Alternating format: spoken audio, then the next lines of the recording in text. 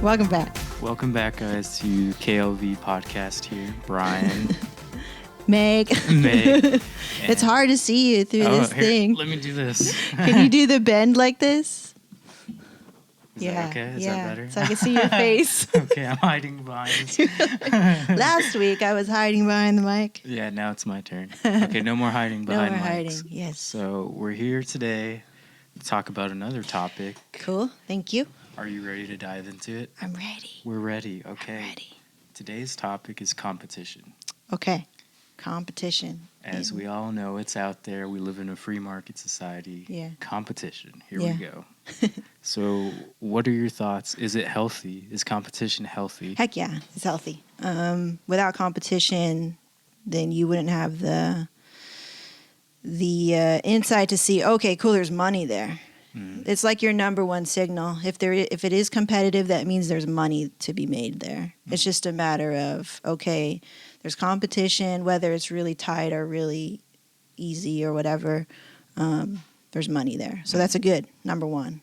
If you go into a market where there's barely any competition, then it's probably an indication that there isn't a lot of money to be made there. It's kind of like coffee. Yeah, so with wedding photography, or the wedding industry is like a $50 billion industry. So there's money to be made. So you can feel comfortable knowing, as long as you find your niche or your niche, then there's money to be made. So competition being healthy, some people don't like it, right? Yeah. There's some people who just want to demolish competition or want to own some type of monopoly.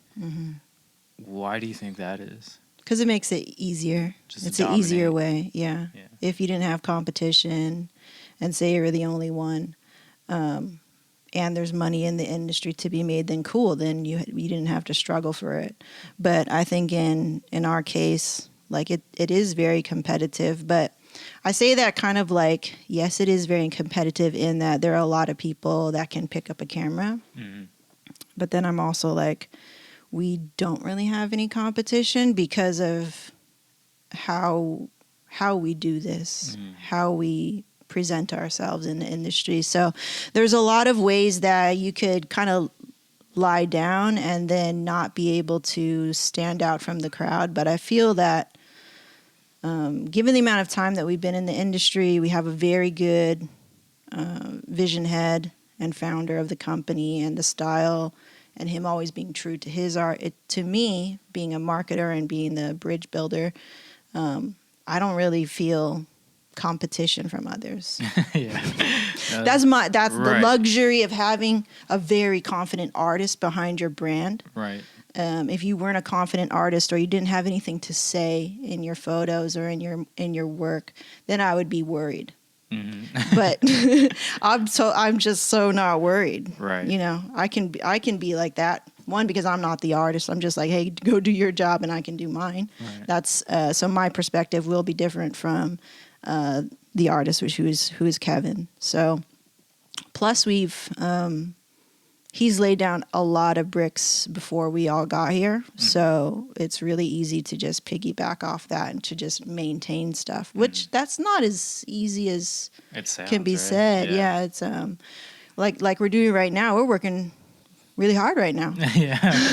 I'm like surprised because I don't even have time to like go see my family or what I would normally do during this time. I'm like, oh, we're on. We're on. We're here. We're working. I was like, oh, this is different, you know, especially with you being here. That's a different thing too. So everybody's on, and it's showing in the inquiries that we're getting, which is like a big wave right now, which is new. Right. So, I mean, I'm speaking from a place of that's funny. Little bit luxury, like not luxury in that it's easy.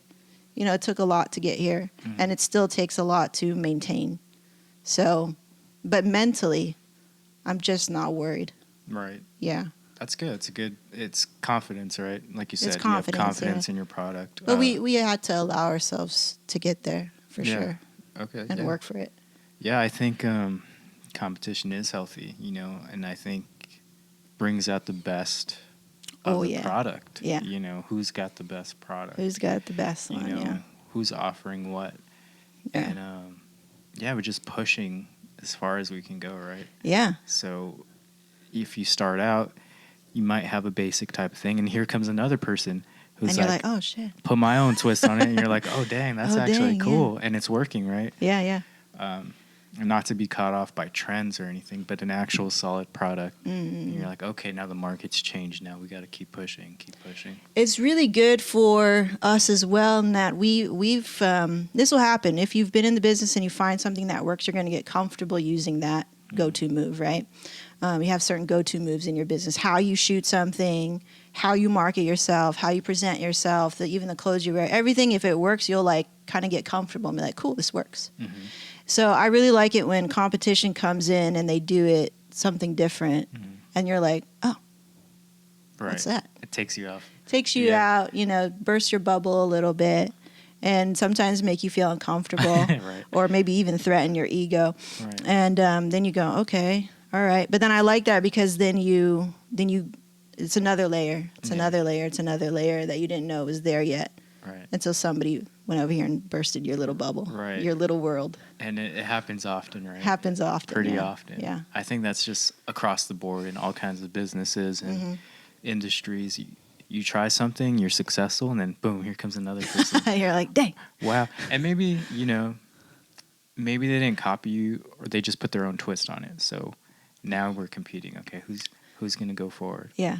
But it's a healthy competition. Healthy competition. So we agree it is healthy. Going off of that, what constitutes as competition to you guys? I'm not saying like outside of us. Like outside of this company, you don't have to name names or anything, but what constitutes as competition? Like, what do they have? What do they got going? I think constant work. So they're shooting every weekend. So I feel like in the language that goes back and forth between Kevin and I, because he's much more paying attention to that than I am. I'm very like, I don't care. I'll see other things outside of our industry and I'm like, I want to do that and bring it here. That's how I'm like. So I feel like somebody's competing with us in marketing in a different industry. I want to do that here. Oh, so you're kind of putting the unique twist on. Yeah, like what else can we do because nobody's doing this. So that's how I am kind of like in the world of competition.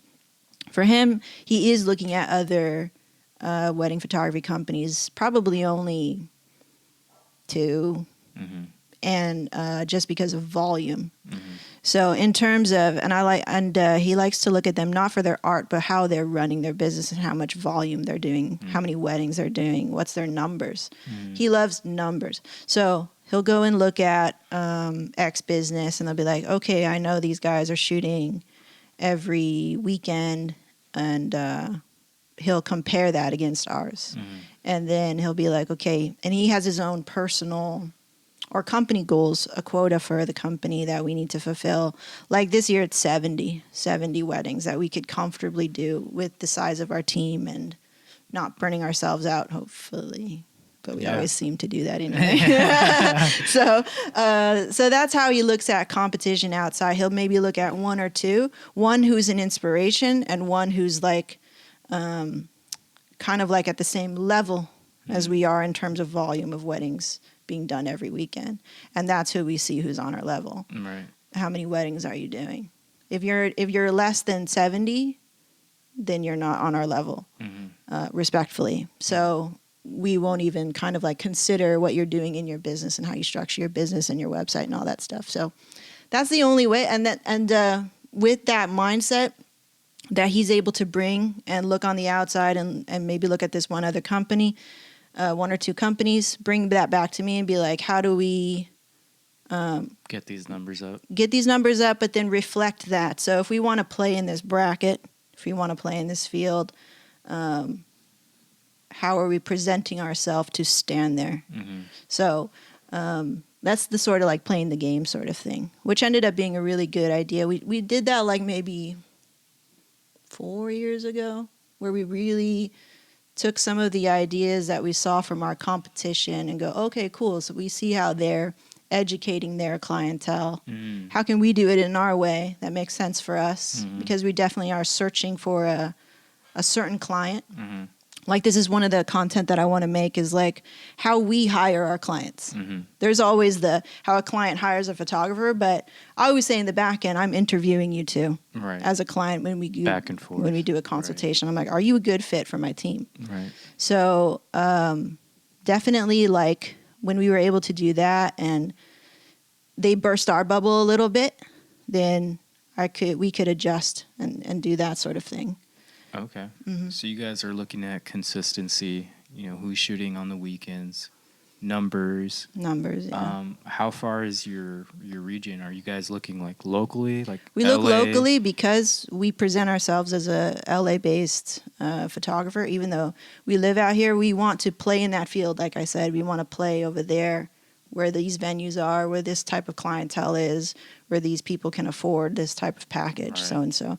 So like I said last week, you need to go where your money is. That's where we're going, so that we're always looking to go where our money is.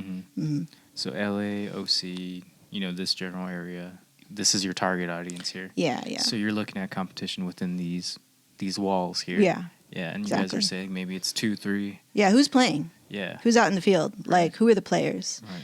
And I want to be the best player. Right. So, and it's not even the best player for everyone. It's the best player for us. For us, right. So, because we're looking for that particular client, right? And I'm like, when we look at this other company and they go, cool, they have nailed that sort of clientele. Sweet. We don't actually want them. I just want to see what you're doing structurally, because structurally it looks like you've got it down. Structurally it looks like you have a team. Structurally it looks like you have scaled in some way, which is our goal, which I said last week. You can't really scale a service-based business because of X, Y, and Z, right? So I thought it was a really good. I used to get annoyed when Kevin would tell me so-and-so is doing this. And I'm like, I don't give a fuck. I don't care. Like my ego would get offended. But now I'm like, okay, cool, respect. I respect the structure. I respect the business model that you've built. Just like I can respect Starbucks for their business model, but I don't have to like their coffee. It's the same idea. So in that way, like that competition is only to give me a springboard, to give us a springboard to go, oh, cool, this is how we can do it our way. Because obviously we're not going to be them. You need to be your own company in your own way. It's just a great way to garner ideas and to go, oh, that's how you do it. Yeah. Okay, how can we do it? Cool. So you guys are looking at it, and you said in a healthy way, right? So you think it's healthy to look at these numbers. First, you got to know your numbers. Look at their structure. Yeah. You think that's okay to do this. What would be unhealthy? Would it be, some people obsess about competition, right? To the point where they don't even focus on. You nailed it. That's the unhealthy part. Right. Yeah, it's like going, like always kind of idolizing somebody. Say if somebody inspires you and you in a way are competing with them because you're like, oh, I want to be cool too. But never finding your own style. I think that's a negative thing. It's like, there's all this competition, and then you shrinking amongst the competition because you're not able to up your game or be confident in your own art and the way that the message that you want to say with your work. So that could be a detriment for sure. Right. It's easy to go that way for sure. So when you guys are looking at these other businesses, you guys are looking with, possibility in your eyes, right? As far as structures and, how they run things, how they do things. You're not thinking like, oh, we'll never, be able to. Yeah. I think it starts with knowing what we want first. Right. And I go, okay, we're a small team. X company is a really big team. I see that they have this going on and this going on. And we don't know for sure their numbers and stuff, but we can guesstimate based on the fact of how many people are working with them and whatnot. And we know our numbers, so we make that comparison. We go, okay, cool. Like, I don't ever want to grow to this number in terms of employees. That doesn't sound fun to me. So, like we set our own boundaries and goals as a company. We want to remain a family-like sort of business. We only want maybe 10, max 12 maybe or something like that in the future in terms of teammates and managing. And that's it. So obviously we can't see them as a mirror or anything like that, or a model too much. Because the goals are different. Because the goals are different, exactly. But we can go, oh, that's how you scaled.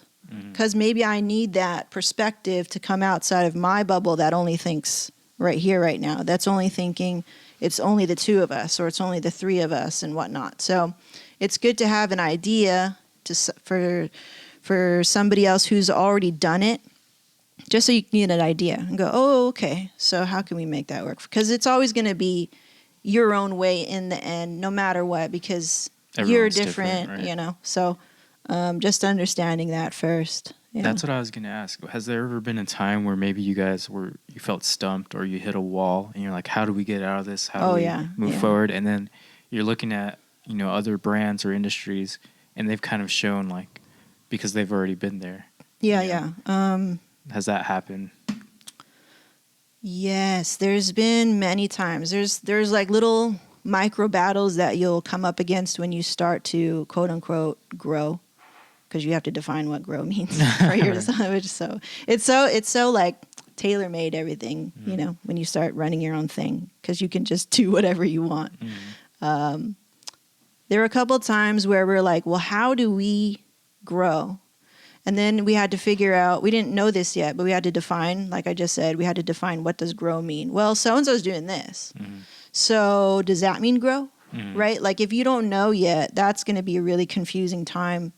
And it has to happen for everybody. You have to hit that wall where you're like, oh, well, what do I need? What do we need as a company? What do I really want? Do I really want a mansion? You can go get a mansion, but is that what you really want? Like, and how you can go about getting that? You can work every single day, and you can not have any teammates, and you can reap all the benefits. You can make all the money. When you have a team, you have to give some of your money away. Right. So you have to, set those. Okay, yeah, this is the trade. This is this for that. Like, so you have to set all those things, and we found that out maybe like a couple years ago. To be able to define, like, okay, so growing means that you're not going to get everything. Right. So if I'm not going to get everything, does that put my personal goals further away? So you have to ask yourself this. Are you willing to do that? Right. And I've been listening to other business owners too, who kind of like have the same run up against the same problems, where they have a team and they run it like a family and stuff. And then they go, well, I could have easily made a lot more money, but I love working with these people. And even though sometimes they make mistakes, or they don't do something perfectly, like, I value that more as a person, and going to work with these people and yada, yada, and not doing everything by myself. It's so lonely, and having all the money. Right. So I was like, cool, like, at least somebody else is kind of running against the same issues in a different industry. But on the interpersonal scale, on the growing scale, it's all very universal. Like, you just have to choose what you value most. Like, what are your values as a human? Okay, so at some point you guys decided, do we want to take this on our shoulders all the time, or do we want like a family company? What made you guys decide that? I know that's a little off topic, but I think for him, I don't know what his answer would be, because I know he will go back and forth with it, because he has certain dreams that he has not fulfilled yet, and he could get them quicker if we didn't have people to take care of on a financial number scale. On an emotional scale, that's what I think changes the game a little bit, because we are social creatures. And no matter what, I think we're always going to need some sense of like family and base. Tribe. Yeah. Right. Tribe, yeah. As dangerous as it can be, right? But like, yeah, we need that stuff. So I think when we chose to run it like this, like a team, like a family, we were choosing more happiness than money in those decisions. Because you're going to come up against decisions that aren't really happy, but you need to make them for your business so you can survive and pay your bills and all that stuff. And emotion is nowhere to be found there.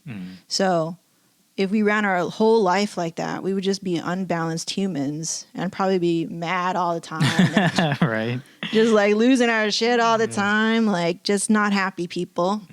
And I think deciding to do this and deciding to run it the way that we're starting to run it now with culture and a family feel, we're happier people.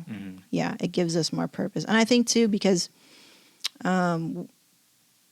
we're deciding not to have children, it also feels that we're perhaps like in a primal sense filling that void.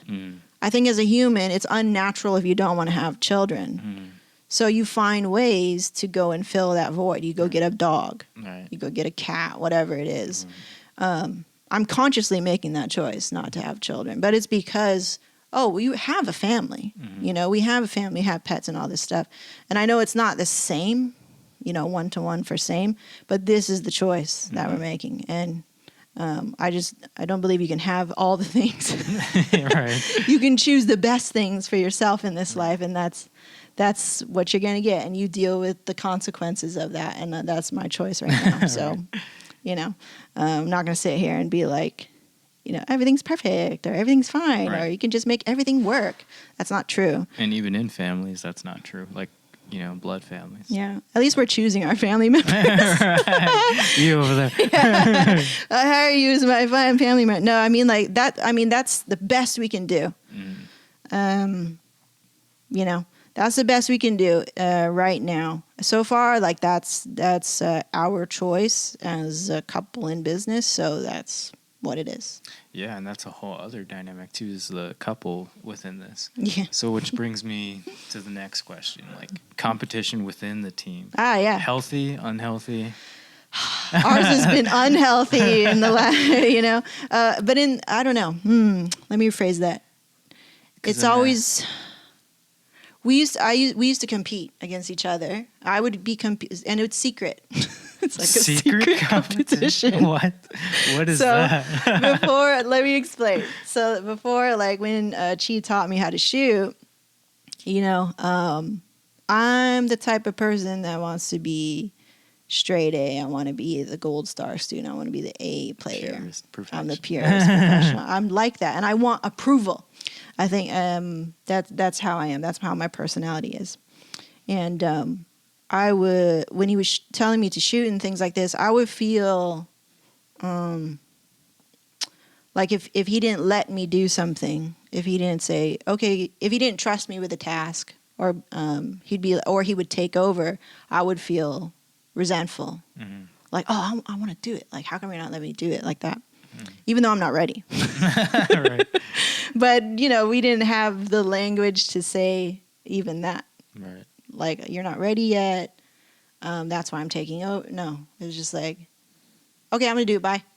Like that. So there's no buffer. There's, for somebody who's learning, for somebody who wants to be better, there's no understanding. There's no communication. It's just like cutting the bridge every single time. So to me, it turned into like, I'm going to do better than you. And I will show you that that you can give it to me. So in a way, it kind of became like, made me hungry to be better. Right. So in that way, it's good. So it's kind of double edged. Like we were competitive and didn't have any, and it brewed like no communication, right. No communication skills between us, and that's why we had a lot of bad habits to address later on. But then at the same time, it made me go, it made me think like, why doesn't he want to trust me? Why doesn't he trust me? Yeah, and I think this is very common in like every workspace. Like every workspace I've ever been in, you can see it, you know, you can smell it. Like the competition is there. Like people want to be on top, you know, people want to be the best they can be. Yeah. So, we're artists, man. Like, yeah, it just comes down to what's healthy and what's not healthy, right? Yeah. Because I think, I don't know, what do you think? As a business owner, you have employees. Don't you want them to be competitive with each other? Like, I do. Yeah.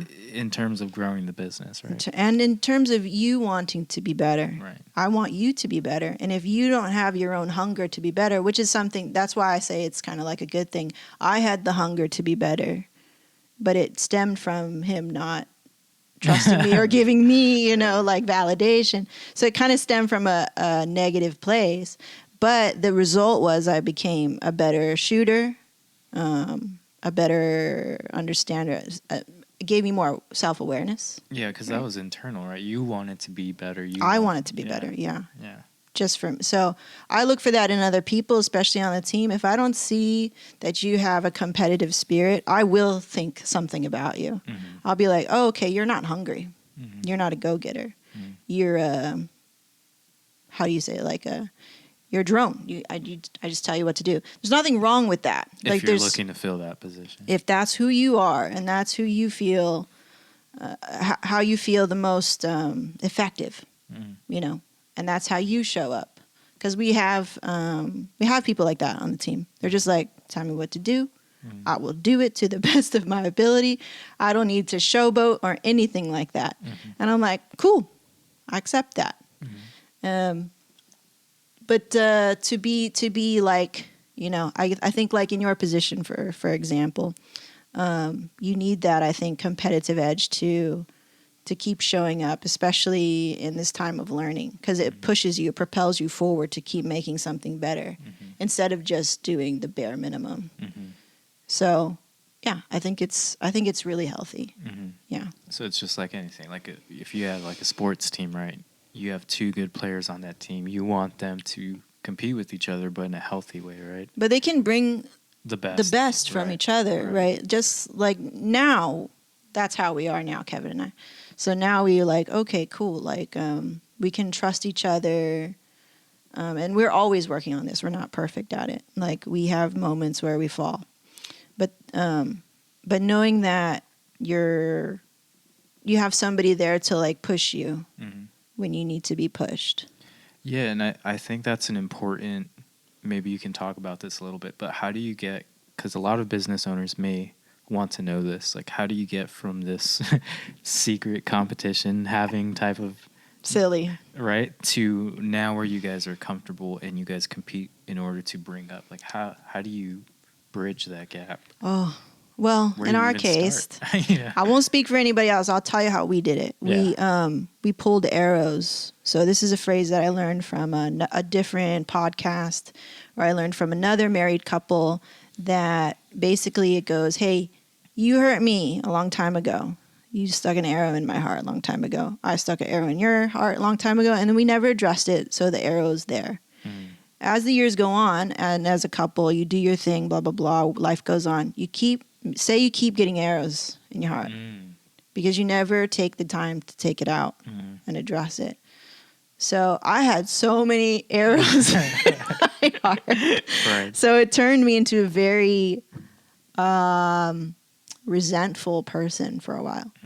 And I would, every instance, I feel like I'm in battle, I'm in war. I feel like I have to defend myself. I have to defend my heart because my heart has so many arrows already.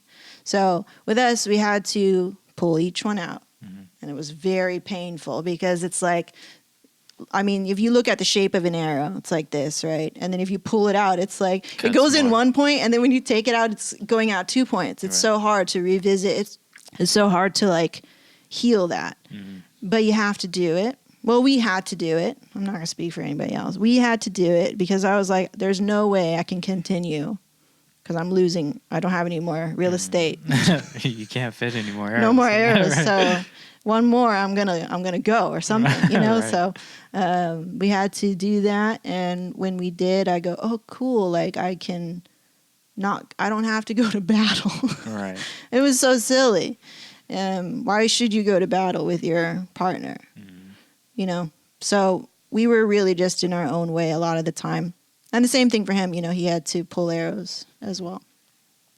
And we're still going through certain things like, but now we're more equipped. And because I'm healed, I'm a lot more healed. I have more space in my heart to forgive and to be compassionate when I didn't have that before. I'm like, I don't have zero. I have nothing else to give to you. I can only block. Right. And then one gets through, I'm like, yeah. Right. So that's that's what had to happen for us. We had to heal all of those little moments of like, hey, you hurt me. Mm-hmm. So we're talking about, addressing, issues here, problems or mistakes maybe. Yeah, just those, everything that happened to you between you two or whatever, like, address it. Oh, remember that time that you, like, long time, because you will carry it. If you don't address it, if you don't feel like you had any closure with it, or you don't feel like the other person heard you or understood what was going on there, you'll always feel that little sting, that little thing placing doubt, placing mistrust in you. And there was the same thing with him. It's like little things with me that displayed to him that he could not trust me. Oh, I can't trust you because of this one incident. And I'm like, oh, yeah. I didn't even know, right? It's like, well, okay, let's talk about it, So we had a moment to, that's what Pass the Aisle was about. It was a solid year and a half of just pulling arrows all the time. Yeah. Right. And it was so hard for both of us. But I'm very thankful that I have a partner who is willing to do that and to go publicly. Let's talk about our, to go to therapy by ourselves. So, I think it was necessary for us. That's how we did it. Yeah, and so it's very common. This happens all the time. I've seen it. I've been through it in the workplace where, you're doing so great, and then all of a sudden there's a wall that you can't cross yet because you're not ready. Yeah. And maybe that hurts you. It does. And then you start building a resentment, and you're like, why can't, I want to get better. And then there's this unspoken, type of thing between you and your employees or your boss. Yeah. And so crumbling from within, right? Yeah. So that's not good. And yeah, it's not good. So there may be employees and employers trying to figure out, okay, how do we come together? Because you guys had the luxury of being a couple in a company, There's not a lot of that out there. So some people may be trying to figure out, okay, I have this business. Yeah. I have employees, and I feel that tension between us. How do I get us to come and address these issues? I think one is professionally, yes, is to write it all out first. To have a little plan, to have a little strategy before you go and talk. You obviously need to talk it out in person where the other person can see your authenticity. It has to be authentic. It has to come from a place of recognizing each other, respecting each other, respecting that there's another human being over there that has their own set of worries and doubts and all this stuff. Having, I think, compassion. And then when you have a plan, like I always love to write stuff out in between us, because we can go from 0 to 100 really quickly because you're so emotionally attached. And I think with an employer and an employee, it's the same thing. Like there's so much of this like not wanting to step on toes or how do I say this in a way that's not going to freak them out or make them feel like nothing, even though I feel I need to tell them that they're stressing me out or their behavior is not acceptable or whatever. Right. And I think it comes from still addressing all of those emotions, because I feel like if you haven't said your piece, again, it's always that little thing, little seed in there, just like poisoning everything. So having a little, like, write it out. Like I was saying, I write out everything. And sometimes if you are an employer and you're having a hard time communicating to your employees, this is called something, this is a little technique called journal speak, where you can just write out all your frustrations. And it's like saying it to them so that you can actually just purge it. And maybe that's all you need is just to purge, because you're human and you experience all the things and you're not a perfect person that can just take everything in and be like, I'm zen. So like giving yourself the opportunity to purge the negative energy. And then you can erase all that stuff and then go, cool, I've expelled that, purged that yucky feeling. Now I can say what I really need to say. And you can choose your words now because you're writing it out. Mm-hmm. And then you can have that in hand, and you can either send that, double check all your right. Make sure you didn't leave any of those. Make words. sure, yeah. maybe start a new document, and then be authentic and just clear in your letter and in your communication, and that way that person can receive what you really mean. Mm. And then, maybe follow up with it in person and be like, yeah, that's what I meant. So definitely you want to meet in person, right? That's how you get the authenticity of it. It's better. It's always better to, if you're the one who's approaching them, that person is about to be broken in a little bit. Right. They're about to have a little arrow in their heart. So following it up with an in-person and just kind of pulling it out, like however tiny it is, it's like, it's all right, right. It's okay. I think that always helps because you're left to assume. Yes, and that's exactly what we're talking about here. Is this unhealthy competition that turns into something ugly. Yeah, because you're assuming. Because somebody's not brave enough to say something, which happens all the time. It takes a lot of bravery to, hey, what did you mean? Mm. That's so awkward for me. I'm like, why'd they do that?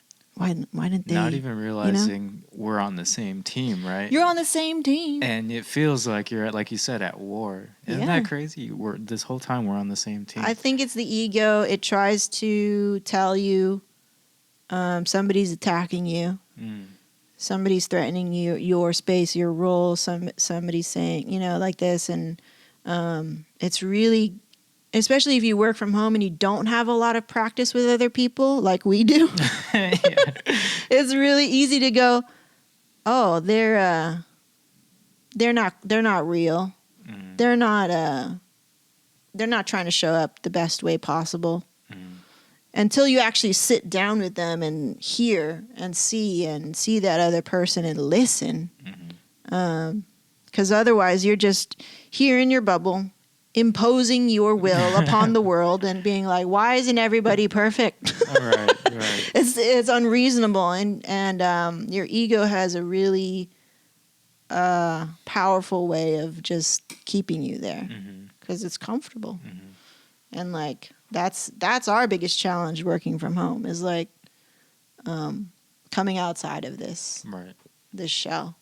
Like you said last week, you were like, yeah, because you're the boss. You never worked that way or something like that. And I was like, oh yeah, right. I could just walk away. right, exactly. I'm not used to that, Like when I was about to quit in that yoga thing, so I was like, oh yeah, we need that. We need to be humbled. You were in a position that was different. Yeah. Mm-hmm. So speaking of that, has there been a time where, because you talked about, competition between you and Kevin, both of you are at the top of this company. What about competition as far as it turned ugly from below? So you have an employee, you could sense that something's off, but you're trying to get it to where we can have a healthy balance, push forward. I sense that sometimes in our team. And the way is natural, right? It's natural in the workplace. And I understand the artist mentality. The artist wants to put their name on everything, and we've all been there. So I'm very compassionate about it. So I've been there too. It's like I want to put my name on everything. And where does that come from? And then and then you can go down that pattern. How I've been handling that is letting things evolve so that other people can also learn. Because of the nature of our business and the team members, we all kind of work from home. So we're all in our little bubbles, so it's good practice. I notice these things. It's good practice for those who are directly dealing with situations like that of competitiveness that may feel negative. But to me, I say that's your opportunity to go and learn. How are you going to deal with it? Because, like, I talked about you guys being kind of like semi, like, we're family here, but I'm not your mommy. So you have to learn how to deal with it. And I think it's an opportunity to learn. Yeah. Especially if you haven't dealt with that before, you know. If it turns very ugly, then we will address it. But to me, as I see certain competitive natures within the team, I'm like, that's natural. So now it's your opportunity to learn how to set boundaries. Right. Kind of being the coach here, you know, right? Yeah, yeah. I prefer coach better than boss. Right. Because boss is like, I tell you what to do. Because at the end of the day, we all win, right? Yeah. When the business is flowing, everyone's winning. Exactly. And that's what you want. You know, everyone gets their name on that trophy. Right. And I sense it too. It's like I see that behavior in us a long time ago. Oh, why are they doing that? Why are they doing that to me? They're not doing it to you. They're just this is how they want to help and be an A player. It just so happens that it may be stepping on your toes. So what are you gonna do about it? Coach. You know, so if you're a lead and you're having an issue, then you need to be a leader. That's it. That's it, right? I cannot hold your hand all the time. On certain things, I will definitely protect you. I will definitely do this and that. I can give you guidance, but that's a lesson that you need to learn. So these leads are your starter players. They're my starter players, yeah. If you're point guard, you need to run the floor. Right. Quarterback. Right. You got to run the floor. You have to learn how to deal with it on your own. We love freaking sports movies. Yeah, right. And I love that interaction. It's like, oh man, it gets you every time. You know, just like how the quarterback, he's got he also has the weight of the team on his shoulders, and that's what it means to be a lead. And that's the trade-off. I need our leads to understand that you are the lead, so act like one, right? They're an extension of you on the field, on the court. Yeah, and it's also just for them. You got your thing. You're a lead out there. I need to trust that you're doing your job so I can do mine. If I'm doing your job too, that means I can't do mine. So those are just little lessons that people need to learn. Right. Even as a second, you're also a leader in what you do. In your little section there. Yeah. So your job is to go. And it's not little at all. Right. What a second does. Well, in our company. Collectively, it's your position. In your world there. Right, yeah. You know, you're the one commanding that ship. It's still a ship that you're running. Right. Yeah. So. Yeah, because it's like, well, we need someone to get rebounds. We need someone to play defense. Like, yeah, exactly. Everyone's got their specialty, right? Yeah. You got to have your wingman ready for you. Who are you going to pass to, you know? Right. Yeah. And then collectively, we win the game to win the championship. That's right. So back to the thing I was saying, have you ever had, one of your players not connect with you and go down the road of, we're not communicating and this is not turning out right? Like we need to come together and somehow talk it out. If that had ever happened, it's usually, in our case, it's too late. We're getting better about not letting things stay under the rug and even reach that level. Yeah, even reach that level. If we've reached that level, which we have before, the bridge is burned and it's done now. So it's already too late. It's too late. Yeah. So it starts like yesterday, you and I. The reason why I'm making you do boring stuff is this that I explained it to you, right? Right. I know you want to go shoot fancy stuff. You're an artist. I understand that. But I keep repeating it like, in order for you to be ready for fancy shit, you have to be master at the boring stuff. And that's just what it is. And I was letting you know that that's what we did naturally. And I was saying, yeah, you have an opportunity to skip all that, which this is something I did not foresee with all the other players coming in before you. Before you just wasn't seasoned enough as a coach. So I was like, oh, okay, so I need to explain. I need to buffer why we need to take these steps, the importance of these steps at mastering this boring shot. It's boring, but if you cannot master it, how can I trust you to master it in some crazy-ass venue? Right. Something fancy where you have a million ways to shoot it. So it's good. It's all a good lesson for me to have the courage to tell you that. Even I don't want to tell you that sometimes because I'm so like, is it gonna make him feel? I always feel like that. Right. With anybody. I'm like, I don't want to crush them, or I don't want to unmotivate them. Mm-hmm. I want to motivate them, but I want you all to understand the reason why, the theory, why theory is so important. So you'd be like a Phil Jackson type of coach, it seems like, I right? don't know, yeah. Very zen. So. Yeah. You're not a Greg Popovich. I will take that compliment. Yeah, you're very like, this is reason, this is theory, as opposed to, you know. But you know the greats, they drill. Right. They understand the importance of drilling. And it's more than just what's actually going on. There's always more to it. You know, that's why Phil Jackson was so great, because he wouldn't just teach you basketball. He would teach you theory. He would teach you meditation. Like, they'd be doing yoga on the basketball court. That's awesome. Right? And they're learning how to channel their emotions, when to use them, how to use them. So helpful, yoga. Yeah, for sure. So is this something, a way with your theories is to help manage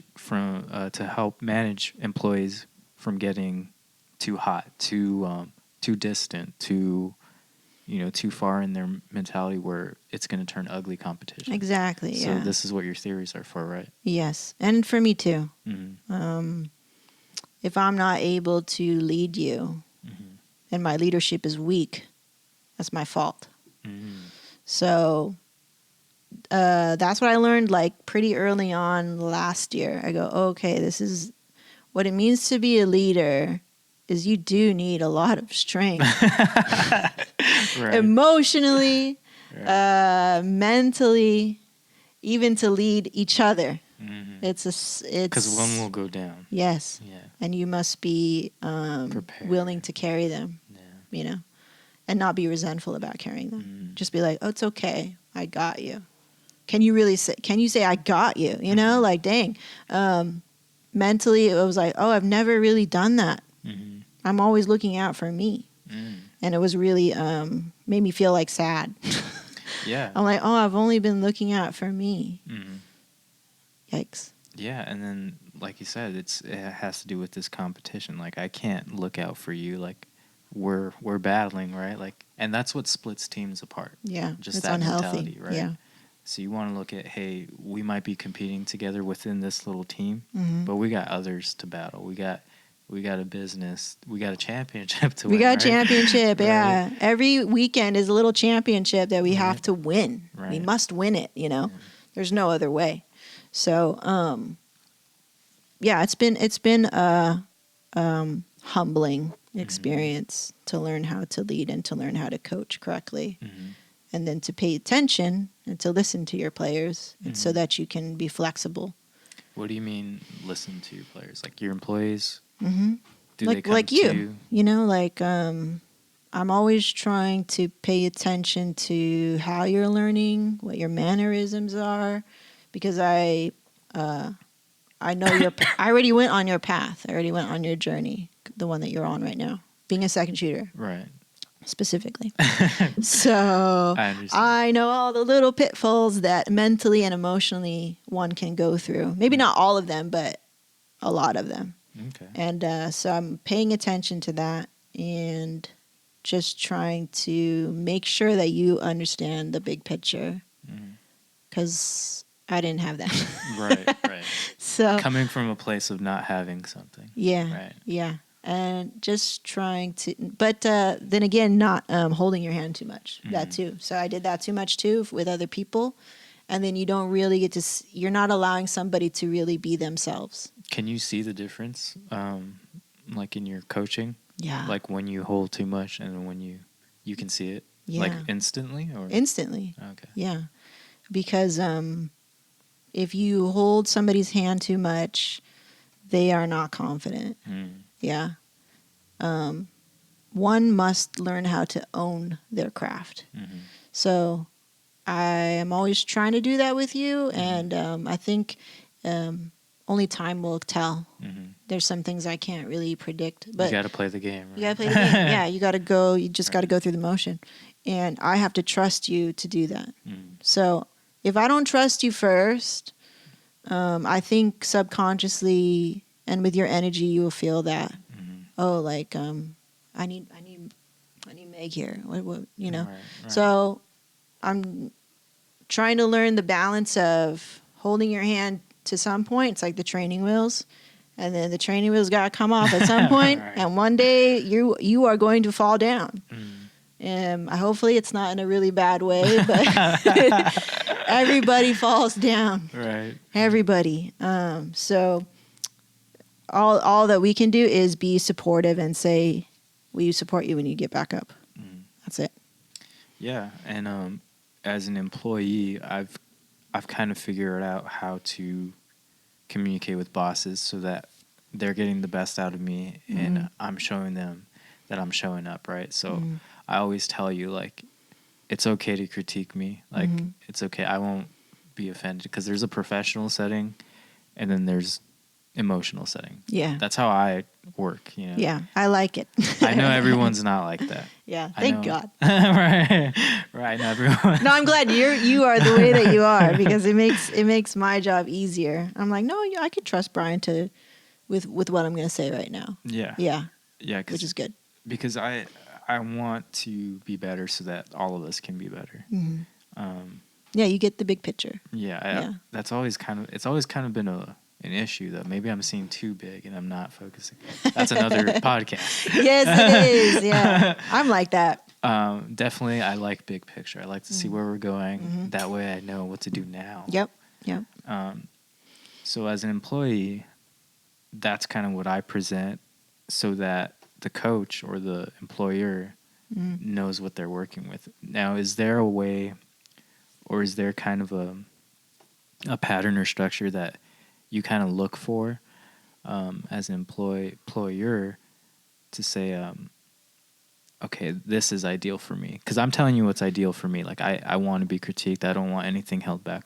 What, as an employer, is ideal for you? Like, what kind of players are you looking for your team? Oh, yeah. Character, for one. Honesty.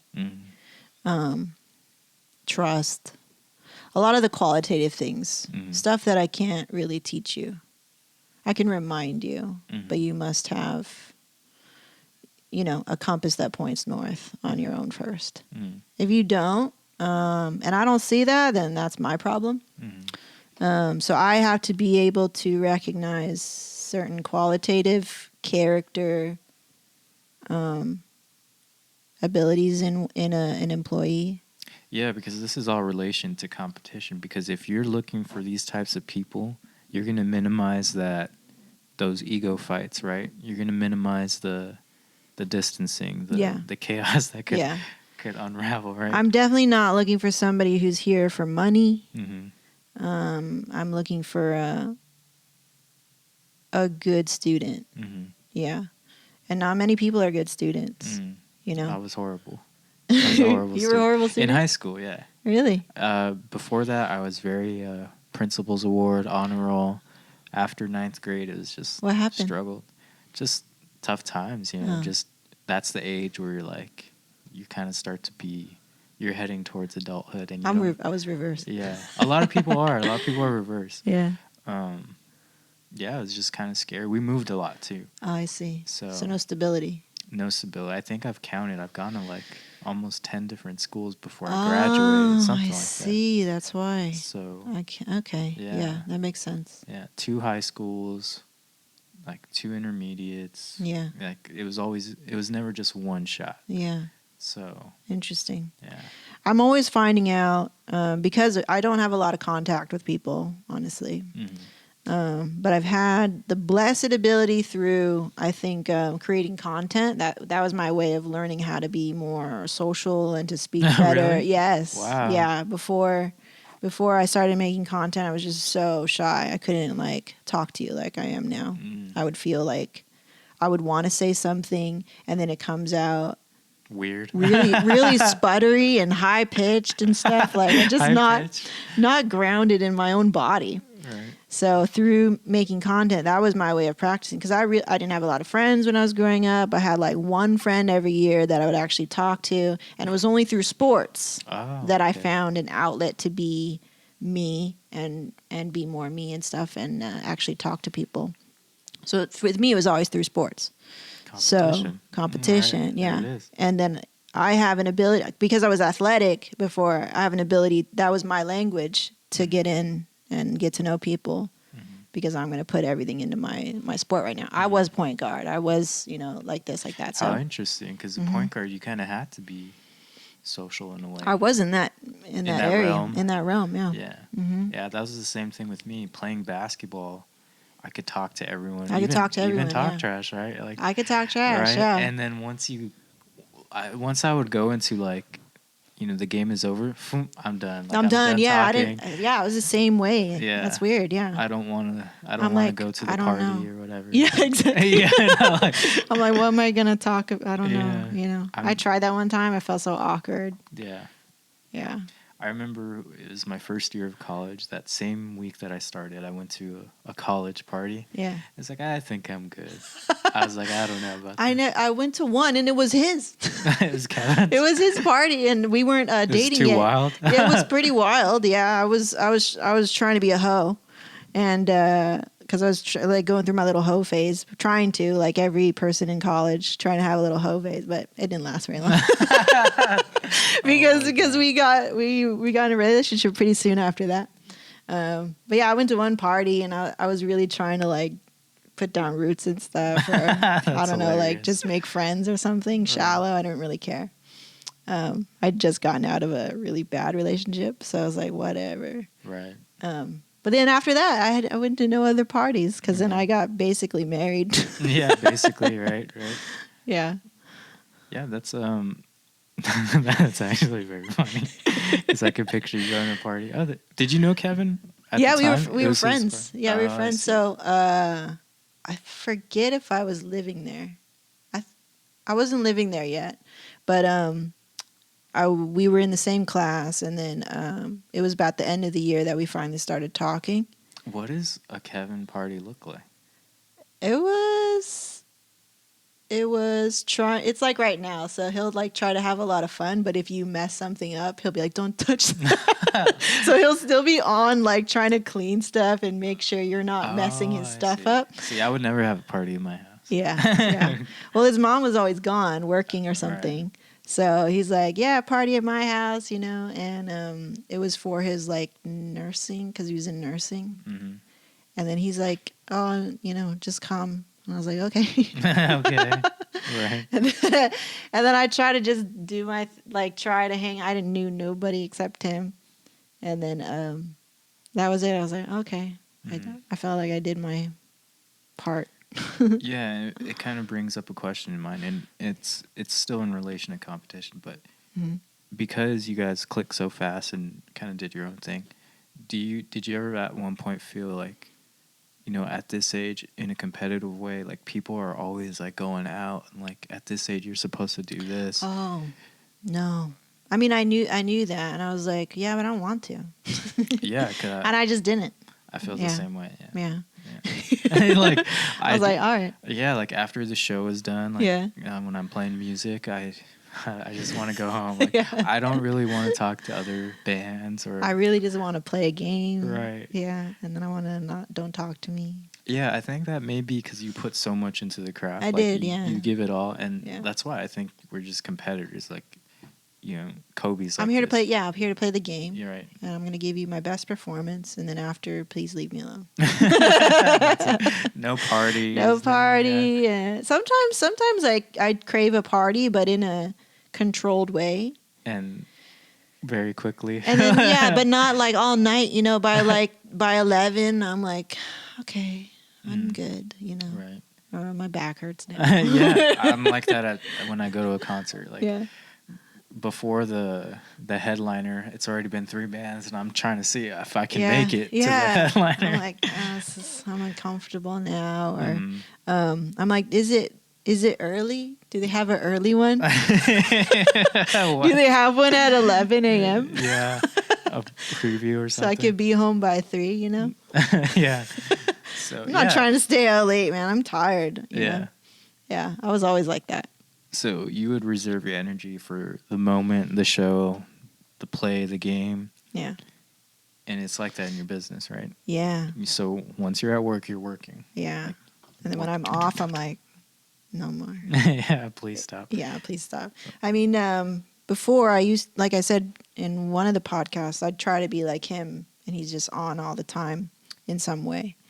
Not in a talking way. There are different levels that you bring your energy. Like I have to bring so much energy to a meeting. Like I have a meeting tonight.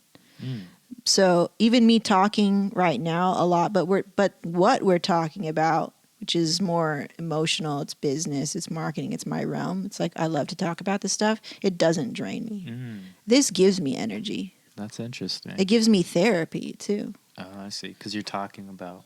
Because imagine spending so much time working on something and you don't really express it to anyone. Like you don't talk about the work that you've done. And I'm proud of it too. Right. So for me to be able to talk about it, that's me like putting more fuel back into it, into my passion. But if I'm talking to a client, even though it's business, it's a different conversation. It's different, yeah. It's not like this. I'm so tired, and maybe it's only like 30 minutes, but I will be so like mustering my energy before it. It's a presentation. It's a presentation. Yeah. I'm not pitching. I'm not selling. I'm just talking to them, really. Right. You're just showing, right? But mentally, for some reason, for me, I'm exhausted after. I'm like, okay, now I'm going to do all my email. I'm going to get everything squared away, and then as fast as I can, I'm going to play Call of Duty. Right. I let her borrow Call of Duty. Yeah, it's so dope. Yeah, I love it. And I just shoot everybody. It's awesome. Take that. Yeah. That's funny. And but yeah, it's weird. But this gives me energy. This is like creating content has always given me energy. Yeah. Yeah. Whereas him, it drains him. Yeah. It's different realms for everyone. Yeah, and it's cool because this is something that I've always wanted to do. It's like cool. I know you're very natural. It's crazy because everyone would tell me like you can't do all those things. Like you can't do video. Who told you that? People. They're just like, aren't you tired? Like, aren't you like? But I'm tired outside of this. Yeah. Like when I go home and like I'm done with work. Yeah. That's when I'm tired because I love taking photos. I love doing videos. I love making music. And I go all out with it. Right. Yeah, you're a creator. After that, I'm tired. Yeah. I have nothing. Yeah. Because you give it all. Right. Yeah. Right. Yeah, for sure. And that's definitely a time where probably my social skills are most high. Like when I'm in a band or whatever, you know, taking photos or videos. Yeah. With communicating with other people. Oh, yeah, for sure. Yeah. This is like the sport. Yeah. Like this is how it would be in sports. It's like, and then when I'm done with that, I'm like awkward as hell. Yeah. I'm like, I don't know what to talk about. I'm like, so. Yeah. Are you naturally quiet? Yes. Awkward? Yes. Yeah. Yeah. I was just like. You're an oldest child too. Right? I'm the eldest, yeah. The eldest. Same here. Yeah. Out of two? Out of two. That's right. Yeah, I'm 8 years older. Oh, that's different. Yeah. Yeah. So I was pretty like set in my ways by the time she got there. And I was like, who are you? What are you doing here? Go. Yeah. Until she got older, and now we're really tight. Yeah. Sisterly competition? Any of that? No. Because the age difference, right? Yeah, I think so. There was never competition.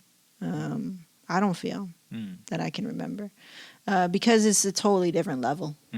So she was there. I always felt more, just like a big sister. Yeah, that's it. And in some ways, she's like a big sister to me. Oh, really? That's interesting. She's more nurturing than I am. Huh. She's more gentle than I am. I see. Yeah. Like I'm a lot more stricter, sharper, not as caring. Cold? I'm colder, yeah. I'm definitely colder than she is. Yeah. But I'm okay with it. So it's nice. It's nice to have her nurture me sometimes. Yeah. That's funny. Yeah. Yeah, my girlfriend wasn't feeling too well last night. She had a high fever. Poor Amanda, yeah. And Amanda, that's right. That's right. That's my girlfriend. That's her name. Her name is Amanda. Hi, Amanda. Hi, Amanda. She wasn't feeling too well last night. In her sickness, after she'd like taken her medicine and all that. Yeah. She told me Which you're not affectionate. She was like, you tell me to do this, do that. She's like, you're not affectionate. At least she tells you. I would hold it in, and then I would be like, I would hold it against you. I'd be like, bitch, is not. You're not affectionate. I'm not gonna do shit for you next time. Yeah. That's how I would be like. That's honestly how I am, and I'm like, I need to stop that. Yeah. But I'll be like that. Mm-hmm. Yeah. Yep. And I think it's just for me. I was just trying to get her through the night. Mm-hmm. I feel like affection would be maybe when she's rested. I think that is affection. I think it's just if I were her, and I am the way that I am, I need buffers. I need words. Yeah. I need to know the big picture. You're just telling me this because you know the goal. I'm not on the same page as you. I don't know the big goal that you have in your head. But if I know it, I'm like, okay. Cool. Yeah. She was telling me, she was like, you need to say words, you need to show it. Like, and I was like, yeah. I was like, there. Yeah, there. I try. Yeah. I try to see. I think it's important too, just to try. Yeah. And your partner should be able to recognize that, especially if they know you so well, and you're trying something. Like, oh, he's trying. Mm-hmm. Cool. Yeah. Yeah, and there's even in relationships, there's competition, right? Yeah. You want to get the best out of each other. Yeah. But we've now talked about healthy competition, unhealthy competition. And to wrap things up, ultimately, the question is, should competition frighten you? Yeah, it should. Yeah. It should kind of give you a little, ooh. Because then you'll know that... it's like a signal, because if you don't have something that can frighten you or anything like that, you must have the ability to just switch it, to just be fast. I think it's natural to be frightened by competition. That's a human thing. Like, oh shit, it threatens your ego. That's a very human thing. What the trick will be is now to recognize that my ego is just being threatened. It's kind of like speak outside of yourself. Separate it and go, okay, how do I what are they doing? Just be inquisitive. Oh, what you doing? Why does it threaten me? To be inquisitive and not take offense to it, not take things personally, or not let it destroy you in any kind of way, but to just be inquisitive and go, oh, well, why? Why do I think like that? Why did that threaten me? And then with that inquisitive nature, I think that'll let you into a better path of like finding out, okay, cool, like that's what you're doing, cool. Yeah. I'm gonna see maybe I should try it. So you're talking about acknowledging that, hey, competition is here at the door, right? You're recognizing, because I relate everything to basketball. Bring it. Right. I played. You know who Kawhi Leonard is? No, I don't know the names, but I just play basketball. I'm a fan. Okay, so Kawhi Leonard is a great basketball player. He won the championship last year, right? Okay. He is now in LA on the Clippers. And everyone's telling LeBron, because he's on the Lakers, right? LeBron's on the Lakers. So everyone's saying that Kawhi Leonard is knocking on LeBron's door. It's the Battle LA, who owns Staples Center. And LeBron James will not acknowledge his presence in LA, even though Kawhi has beaten him in the finals and has 2 championships. And so you got this guy who's your competition. A solid threat. A solid threat in your own city, in your own building. Yeah.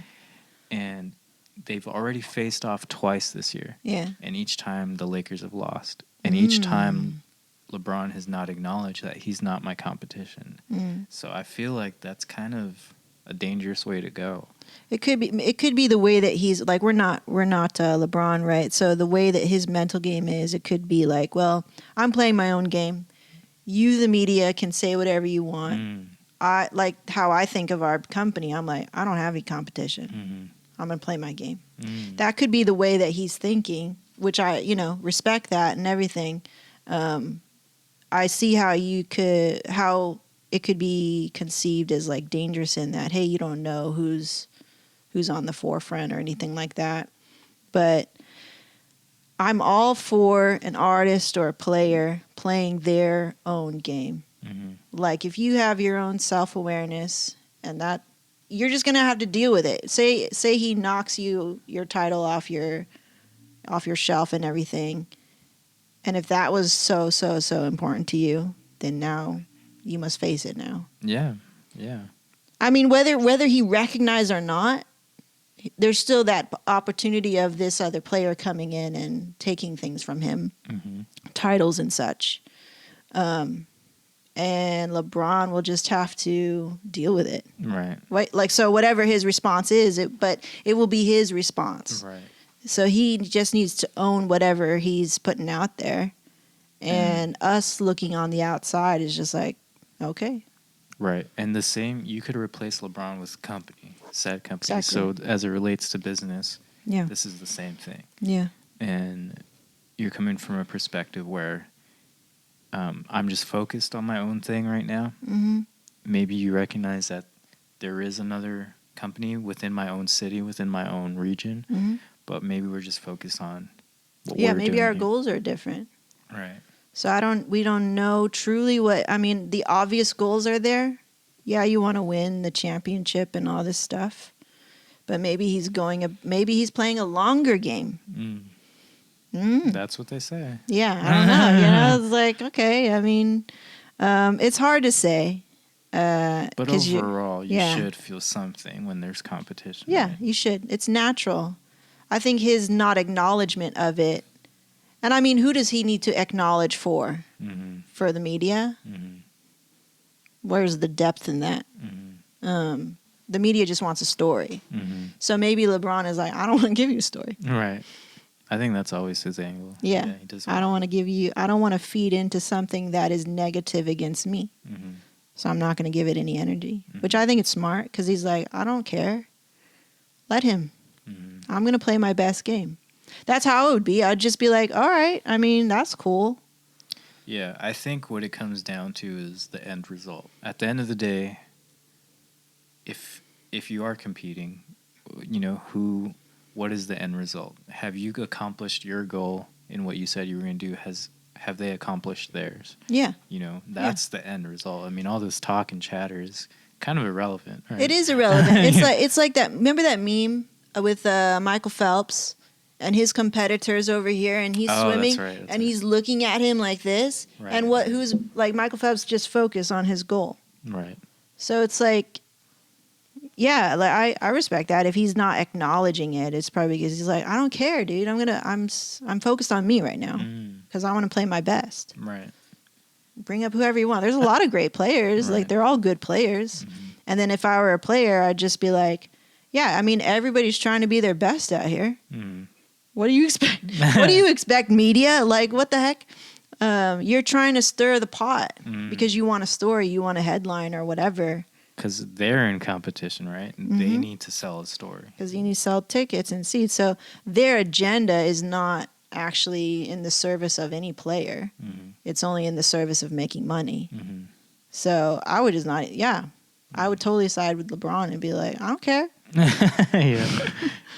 I don't care what you say. Right. Let them say it. Right. Which it's hard, easier said than done. But like, yeah, if I'm focused on what I need to do, and I fulfill what I need to do, then that's it. That's all that matters. Were you also like this in sports, like when you're playing? Say you guys are hearing about this team, and they're tough. They've beaten 3 teams in a row. What is your process going into that? Well, I didn't play any team sports when I got older. I think when I was younger, I was just like kind of going with the motions and stuff. But until I was in martial arts when I was older, so I had a more understanding about things. And by then, it's already an individual sport. You have a coach in your, you have a coach if you spar and if you do things or if you go to competition. And I do remember them like going, "Oh, this is your rival, or this is the person to beat," and I'd be like, "Okay." Not too much thinking about it. Right? Yeah, not too much. I'm just like, "All right," but I didn't compete for very long, so I don't have a lot of, I guess, experience there. But I just remember myself being like, "All right, like." I'm just going to do my thing. I only know how to do this. Even when they told me like, oh, she has high kicks or whatever, say something like that. And I'd be like, all right. Right. It wouldn't really change me because I was so, in play. it's not like I could change who I was as a fighter or when in my sparring, like my style, or I couldn't just change it on the fly. I'm not even that experienced. So, well, there's something to be said about this mindset because in marketing in your company, you've had success, not thinking too much about what else is going on. So there's something to be said about this mindset. it came from him first. Yeah. And then when I learned something, I'm like, I learned it. Ka-choom. Ka-choom, right? You know, like a purist. If I like the way this is and this philosophy and stuff, I don't like to go back and forth. He's a little bit different. So I'm very much like, well, you taught me this, so that's what I'm doing. And I'll just stick with it. What works. Right. Yeah. Or Proven. The mentality. The mentality, I will stick with the mentality. And it takes a lot for me to be swayed another way until it's proven to me again. Right. Yeah, Results. That's kind of how I am. Cool. Yeah. Yeah, well, that's very, very insightful. I mean, talking about competition, marketplace, business, you know, you view it as a healthy thing. I agree. Yeah, and it should make you feel a little something, you know. Yeah. You want to be on your toes a little bit, you know, be aware, but not so much dive deep into it, you know, stay focused on yourself. Not to get lost in it. Right. Like when we are signaled to somebody who's doing something new and cool that we like, we're like, what are they doing? Yeah. Oh, okay. I see. And then we do this often, actually. We go back and forth, and then we'll go, well, you know, how does that work with us? Okay, well, doesn't really work. It's okay to acknowledge the other players. It's okay, yeah. For us, it's not. It's a different mentality. Maybe from LeBron in that example. Maybe for him, it kind of probably pisses him off. I mean, like how many people are in your face? Right. Oh, how come you're not in it? You know, so like the more and more that you're poking this tiger, he's gonna like freaking snap at you. So with us, it's not like that. Yeah. You know, it's research done on his. He brings that information to me. I never look. I never look. So I'm always just like, oh, okay. Well, what did they do? And I'll be unimpressed until I see something cool. I'll be like, I like the honesty. And then when I see something cool or that I agree with it or agrees with our philosophy, then I will open my mind to it.